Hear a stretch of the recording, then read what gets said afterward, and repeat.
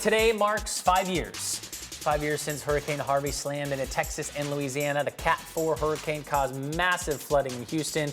But now scientists say that the storm would not have packed the same punch if it weren't because of climate change. Interesting. Dr. Kevin Smiley is an assistant professor at Louisiana State University's Department of Sociology. Thanks for being with us this morning.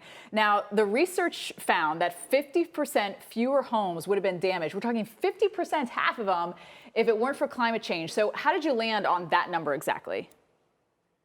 We landed on that number by engaging with a field called climate change attribution science, a really new and exciting field that's starting to delineate how much of a rainfall or a given effect from an extreme weather event could be attributed to climate change. And so one study, for instance, found that as much as 38% of the rainfall from Hurricane Harvey could be attributed to climate change. Another study found 20%. We used those two scenarios to try to then integrate that into a flood model and say, well, what happens if you model a flood that didn't have that 38%, didn't have that 28% extra rainfall? And that's where we found that it was 30 to 50% of residences in Harris County, Texas, most populous county, the Houston metro area, that would not have flooded were not for this added that added rainfall attributed to climate change.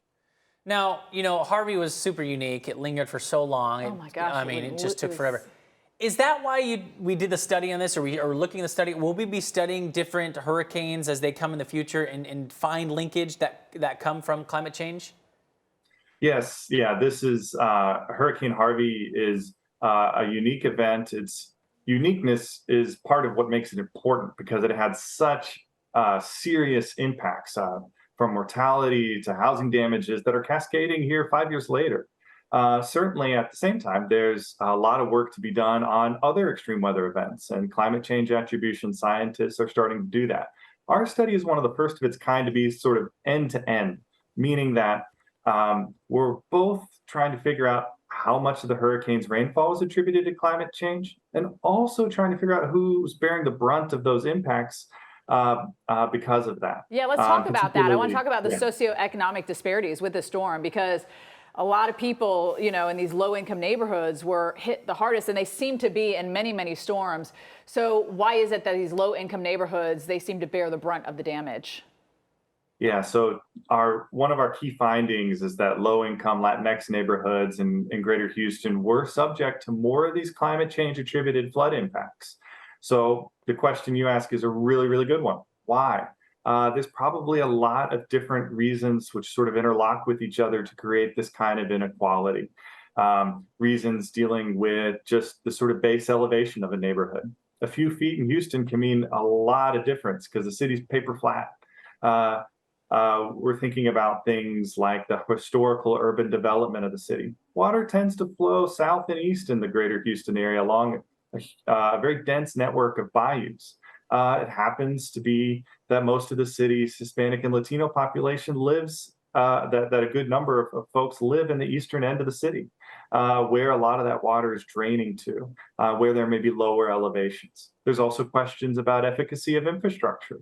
Are drainage infrastructures capable of taking on major rain events? And certainly Hurricane Harvey was of a huge, of just very disproportionate impact in just the sheer amount of rainfall. So there's really a lot of sort of interlocking reasons that may have to do with this. A big factor, obviously, those warming temperatures.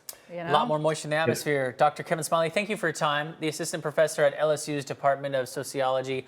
We appreciate your outlook on this. And I don't remember the totals. Wasn't it like 40 plus inches? Oh, it was 60. I don't remember what it was for days upon days. It was feet upon feet of water. I remember standing on the highway and covered in water. You know, standing on like an overpass, and the highway underneath was just covered in absolute. And it happens with these lower income communities everywhere around the world. They are the ones that always get hit the hardest.